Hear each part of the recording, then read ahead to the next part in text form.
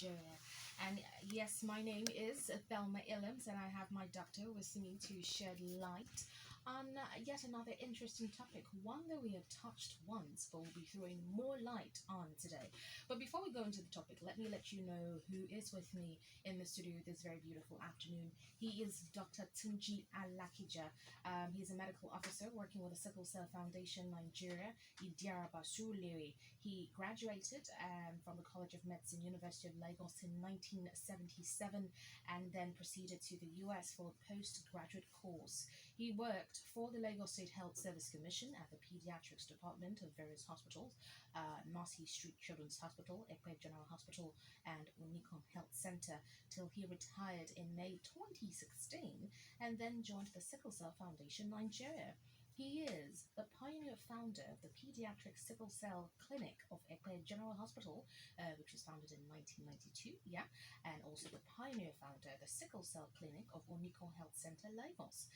He's also a trained genetic counselor in sickle cell disorders, and of course his special interests are care and management of children with a sickle cell disorder. Once again, Dr. Tunji Alakija, welcome to the Inspiration Fund Neighborhood. Thank you very much. It's good to have you. So today on the show, we're going to be talking about stroke in sickle cell. Last week was also interesting. Last week was pregnancy, and yes, it was mind-boggling because it was one that a lot of people, had so many questions, pondering on their mind. Today, however, is stroke in sickle cell. So I know that from last week we were able to. Last time, I beg your pardon, we were able to establish the fact that persons with sickle cell disorder can actually develop stroke. However, not everyone who has stroke is a sickle cell disorder patient, right? So at what point, as a sickle cell disorder patient, can stroke actually develop? Thank you very much. Now, when we look at the general population generally, we find that stroke happens mainly in the adult population.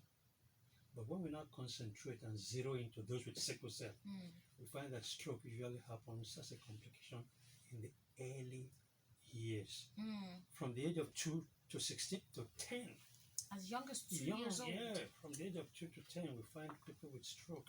And even more in the age range 2 to 6. Okay. Yeah, we find little children from the age of 2 to 6 coming with stroke. So it is that bad, so to say. 2 to 6 years old, they come with stroke. So, how does it actually develop? How do you identify? How does a parent look at the child and say, oh, just like you said, the common knowledge, with us here, at least in this part of the world, is stroke comes, when you're grown, maybe from exhaustion, maybe from, I don't know what the medical, terms are. But to say that a child as young as 2 years old can develop stroke, how so? Now, when you realize the pathophysiology of stroke, you find that it's a problem in the brain. Okay. The brain controls many activities, like you know. The brain controls our movements. The brain controls our speech. The brain controls our memory and intellectual functioning. So if that portion of the brain that controls a particular function has problem, doesn't have enough blood, it is like dying, then that very function that part of the brain controls will have a problem. The commonest one we have is weakness or paralysis of the limbs. That's what many people know. Okay. But sometimes a child may not only have weakness, sudden weakness of some of the limbs, or real paralysis, it may be the speech that the mother notices that something is happening. Okay. It can even come with epilepsy, something like convulsion. These are the signs that may make the mother know that, hey, something is wrong, and bring the child to the hospital. Okay. All right. So, you said lack of blood to the brain. Yes. That can actually cause it. Okay. So, what do you do in that instant? Is it to rush your kid straight to the hospital? Is that the first thing to do? Or are there precautionary measures that you can actually put in place? I think the earlier the mother or the father brings the child to the hospital, the better. Okay. It's not something you can just give some syrup or some tablet. The best thing is as early as you can bring the child to the hospital, bring him or her to the hospital. When the child comes, the doctor assesses and normally will make a diagnosis that this is stroke. And then from there on, we begin our own medical treatment on the child. Mm. So I don't think it's something we should delay at home. If the mother notices that, hey, this child is not able to lift one hand, or has weakness in holding something, or the gait is disturbed, she should suspect, or the speech, or you find that the time the memory is a bit disturbed, that should be indication that probably this child has stroke. And she or he, the mother or the father, should bring the child to the hospital. I think they should not waste time at home giving all these native drugs and all this kind of things. They don't help at all. Okay. The best thing is to bring the child to the hospital and we'll start adequate management. But is this a case where, is it preventable? Now, I will answer that question. But there was a case I remember of a 9-year-old girl with sickle cell. In class, she was known to be the best. Yeah. In fact, she was like number one in class all along. Yeah. Then she developed the stroke. And although after some time with management, there was improvement, she could walk about without much help and assistance. But the girl that was first in class now became the last. She was now last. That means that the intellectual functioning, like I said, it affects intellectual functioning. Intellect, yes, had problem. So now talking about prevention, we know that this is the best mode of well-imposed treatment. To prevent something is better than haven't had a thing and you're now rushing to treat it. We can prevent stroke in 2 ways. Number one, there is the prevention of the first attack of stroke. We don't want the child to even have attack at all. We call that the primary prevention. The bad thing is that most of the children that have the first attack of stroke, they are likely to have a second attack. And so to prevent a second attack, we call that the secondary prevention. The primary prevention from the age of 2 years. Thank God that we have some non-invasive procedures that we can actually use to diagnose those who are at risk of having stroke. We call it it's a kind of brain scan. We call it TCD, transcranial Doppler brain scan, and it's non-invasive. And you subject the child to the non-invasive ultrasonic brain scan. It takes only about 30 minutes only. From the results, you will know those who are at risk of having stroke. Not only at risk, you can even know those who are at high risk of having stroke. If a child goes through the TCD and the result shows that there's a high risk of having stroke, what you should do is to start with blood transfusion. You begin to give the child blood transfusion, and this will prevent, but then you need to give the blood transfusion not just once. You need to give it like every 3 weeks. Chronic, we call it chronic blood transfusion. Every 3 weeks for a long time. And that will prevent primary stroke. It's a primary prevention. The problem is that you see in Nigeria, we don't have blood transfusion in excess. In a big population, if you ask how many people have donated blood in the last 2 years, you may find only 1 or 2 or 3. So that's the problem with chronic blood transfusion. You have to do it for many, many years. And you want to attain HbS, the concentration of the sickle cell, to fall to 30% or less. So it takes a long time. Availability of blood must be there. Infection, when you give blood every 3 weeks for many years, infection is also a problem. And then you overload. Obviously, the body of the child is overloaded with iron. Each time you give blood, iron is deposited. So you are talking of giving blood every 3 weeks for many, many years. Iron overload is a problem, and you need to remove it. And we don't have enough of that machine to do iron chelation. We call it chelation of the iron. So there's a problem with chronic blood, but that is the best one to do. Now, having had a stroke, we don't want the child to have a second stroke. And I must let you know that a child that has had a first stroke, the chances of having a second attack is very, very high. Very, very high. So you must make sure that the child is subjected to almost a lifelong blood transfusion. But because of the risks involved in blood transfusion, thank God we have drug treatment also to prevent stroke. And the drug of choice is hydroxyurea. It's been in the market for about 2 or 3 decades now. Hydroxyurea effectively prevents stroke. And it's not too expensive. It comes, you give it at a dose of 25 milligrams per kilogram. Yeah. For every kilogram weight of the child, give 25 milligrams of hydroxy. So you either give blood transfusion on a regular basis or for a long time, many years, or you give this drug called hydroxyurea. Those are the ways to prevent stroke. All right, to be a part of the show, 0700 923 923 923 is the number to call to get through to us if you have questions regarding stroke in sickle cell for our doctor, Dr. Tunji Alakija, who is here in the studio with us. Surviving Sickle Cell is the show that you're listening to. It's a show in collaboration, okay, with the Sickle Cell Foundation Nigeria, and of course, on our part is in honor of the memory of our beloved Tosi Buckner, who passed on the 19th of November 2018. Let's see if we can take this call. Hello, good afternoon. Good afternoon. Please tell us your name and where you're calling us from. General population, those who are not sickle cell, adults usually have it, not much of So you children. don't have not much of children. Not So much you're of saying children. even kids without the sickle cell disorder No, can hold develop on. it. In the general population, we have more of the adults having it. Okay. But in the sickle cell population, You have tho- more children. we have more of the children than the adults. So with sickle cell, it's the children that have more of a stroke, not much of the adults with sickle cell. But in the general population, those who are not sickle cell, is like you rightly said, is the adults that have it. So what you said is correct, that you are thinking that it's adult. Yeah, it's adults that have it in the general population, yes. But when we are now talking of people who have sickle cell, it's more of the children that have it. Okay, so when you say children, what would you put as the age range? When you would say, oh, a child has passed this age range, it's not likely to, to suffer stroke. 18 years. 18 years. Yes, that's why we always do this risk assessment transcranial Doppler thing from the age of 2 years to 18 years. Okay.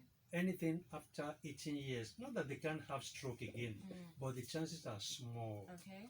And if you have started them on hydroxyurea to prevent stroke, even at the age of 18, you continue because there's a small chance they can still have stroke.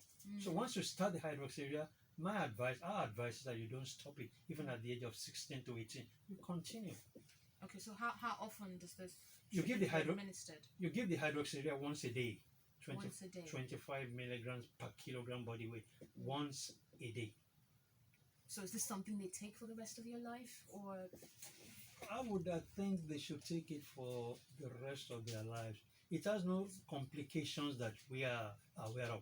Better to be safe than sorry. It's very safe because some of the patients will ask me, if I take this, are there no complications? Yeah. I hear that Side effects? it has some side effects like this side effect, this. I say it's not that we know of, but we monitor the patient, of course, regularly whilst you are taking the hydroxyurea. Okay.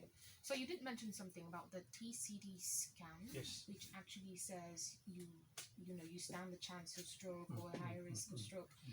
As a doctor in your field, I'm sure you've gone through so many patients with different cases. Would you advise parents, okay, who have kids with a sickle cell disorder, to actually subject their children once they are born to the TCD scan to actually know that, oh, this child of yours is most likely to suffer stroke at an early age? That is our advice. From the age of 2 years, yes, 2 years, we start the TCD from the age of 2 years to the age of 16 to 17 years. Bring the child to the hospital. At the Sickle Cell Foundation, Sickle Cell Center, we do it for children from 2 years. So you will know whether this child has a risk of having stroke, and then whether it is high risk or medium level risk or no risk at all. There are some that they will say no risk at all. Those ones, we don't put them on any tablet, any drug, or even blood transfusion. We don't. But wherein the result shows high risk, even for a 2 or 3 year old child, you start him on hydroxyurea or regular blood transfusion, like I said, either blood or hydroxyurea. But the earlier we know, the better. And so we always advise that having done the TCD, transcranial Doppler, we repeat it at least once every year. Because the child has today, the result says no risk, no chance of risk. A year later, there may change. Yeah, it may change. Oh, So really? our advocacy is that at least once a year, you bring the child for a review of the TCD, transcranial Doppler, to see what's going on. Okay, so is there a likelihood that even though you know administered the hydroxyurea, what did you call it again? Sorry? Hydroxyurea. Yes, that the stroke still comes, even with the precautions being put in place. Hydroxyurea is very effective to prevent stroke, Okay. but in medicine there is nothing absolute. Maybe in 1 in 50 chances they still have a stroke. So but what I can say is that it's highly effective and it's used all over the world where sickle cell is being managed. It's the most effective drug we have, and we see maybe once in a blue moon a child on hydroxyurea still has stroke. But then if that happens, we suspect maybe excuse me, maybe the mother is not given the right dose, or she has stopped giving the thing. Some of the mothers, they'll tell me, so about 1 year ago I've given it last. I will say, Mommy, 6 months ago, didn't they tell you that this child has to be using it every day to prevent stroke? So you have to check that truly the parents are giving the right dose, the drug and the right dose before you can say. Yeah. Okay, so how affordable really is this TCD scan? Now, every government should know that every sickle cell child has a risk of having stroke. In fact, that's the first thing I should have told you. The fact that you have sickle cell disorder, you have a risk of having stroke. Okay. Not only till the time we do the TCD and we have your high risk. Every sickle cell child has a potential risk of having stroke. And so we believe that with that at the background of the mind of people, the TCD scan, the machine, not many hospitals have it. We have it in Lagos at the Sickle Cell Found Center. It's available in Ibadan. Okay. It's available in Kano. Those 3 places I know. But I think every commissioner for health, every state in Nigeria, every governor of all the states in Nigeria should be aware that children with sickle cell disease, they have a high risk of having stroke. And so they should make available the machine, the TCD Doppler machine, in every hospital in the state, so that we can prevent children having stroke. Because having sickle cell disease itself is not sugar and butter. Having stroke again with it affects their intellectual functioning, their memory, their work, and all the things like that the brain controls. And a child that maybe has a first stroke, you can still manage a little, things can be better. When the child has a second stroke, it becomes very, very bad, almost unmanageable again. And the social life of the child is brought down well. So we call on the governments, we call on the commissioners for health to make available the TCD Doppler machine in every hospital. Okay, so correct me if I'm wrong. I asked you if the TCD, how affordable it is. But from what you said now, so it is probably more accessible than affordable. So it's in Lagos. The scan or the scanning machine is in Lagos. Right. We have it at the foundation. So we have access to it. Yes. However, affordability somehow lies on the balance. 20 minutes gone past the hour of 1 Lagos. So we will be back. It is still Surviving Sickle Cell, your number one family radio, 92.3 Inspiration FM. Don't go away. Minutes before we step aside at 1:30, Surviving Sickle Cell, your number one family radio, 92.3 Inspiration FM is where you're at. It is a show in collaboration with the Sickle Cell Foundation Nigeria, and yes, in honor of the memory of our beloved Tosi Buckner. My name is Thelma Illens, and we have been talking about stroke in sickle cell. And did you know that apart from the general knowledge and the common knowledge of adults being the one who actually suffer the stroke, for the sickle cell patients, for those who actually suffer the sickle cell disorder, from as young as a kid who is just 2 years old can actually suffer stroke, and they stand the very high risk from that age up until 18. But hey, there is good news. I must say, yes. The right thing to do really is once you're able to identify, to actually tell that your child has a sickle cell disorder, it is best that you go for the TCD scan, which actually tells you if your child stands no risk at all, a high risk, a medium risk, or there's just something in the offing. And yes, with me in the studio to talk about this, we've been talking about this since 1 o'clock, is Dr. Tunji Alakija. Okay, so doctor, I want to ask you, recovery process. it's a very, very, important situation. I once had an uncle, bless his soul, Uncle George Isiapana, who, had suffered a stroke. And, at the time I saw him, they said, yes, he was getting better. He didn't look like better to me. Because so it made me know that sometimes stroke could be disfiguring. It's possible that you come back from it and, you look all normal, like nothing actually happened. And it's possible that it just, it could be deforming. For children now, I'm not sure how it actually works. What's the recovery process like? How long does it take? How positive is it? Is there a full recovery process from it? If it's the brain that got affected, if it's the limbs that got affected, tell us about the recovery process. Like I said, when a patient, like a child with sickle cell disorder, has the first stroke, the chances of having the second stroke is very, very high. That's the first thing we must know. Okay. And that informs us that to let the parents know that they should take proper care of this child and do all that the doctors ask them to do. First stroke should let the parents say, hey, I must be very, very careful about this one. The second stroke is possible. Somebody may have a first stroke and the recovery is gradual or total or almost total. But that does not mean that he cannot have a second stroke. So it means that you must prevent a second stroke. You must put into machinery the prevention. Once you have a first stroke, you must start preventing the second stroke. And that means that going to the hospital regularly, either taking the hydroxyurea regularly, almost for life, or regular blood transfusion, we call it chronic. I won't advise that in this country for many reasons. I've told you, unavailability of blood, infection is possible, overloading the body system of iron, removing it as chelation. These are things that are difficult in this country, but the hydroxyurea is possible. And so if a patient can comply with the hydroxyurea, the chances of having a second stroke, all being well, is much minimized. But of course, you have to also do other rehabilitation, speech therapy. Some of them, their speeches, you have to go to speech therapy, occupational therapy. Family support is important, school support, and all these are the whole package. And sometimes we also give a low dose aspirin, because a low dose aspirin helps to prevent clotting. The real thing that causes the stroke is clotting of the blood in the brain. The arteries that supply some portions of the brain blood clots, so we call it cerebral thrombosis. That's the real name. But sometimes it's the blood vessel there that actually bleeds, and so the tissue of the brain disintegrates, it dies. We call it cerebral hemorrhage. So it's either cerebral thrombosis or cerebral hemorrhage that causes a stroke. In children in sickle cell, it's more of cerebral thrombosis, clot, not so much of the hemorrhage.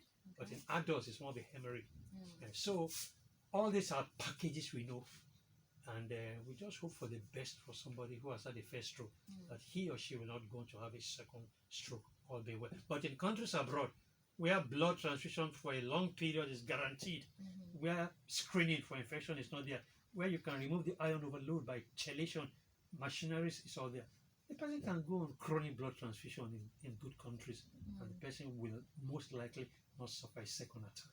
Okay, so in summary, to avoid a painful journey for your kid and even for yourself, because there's nothing as hurtful as watching your own kid in pain. It's healing, trust me.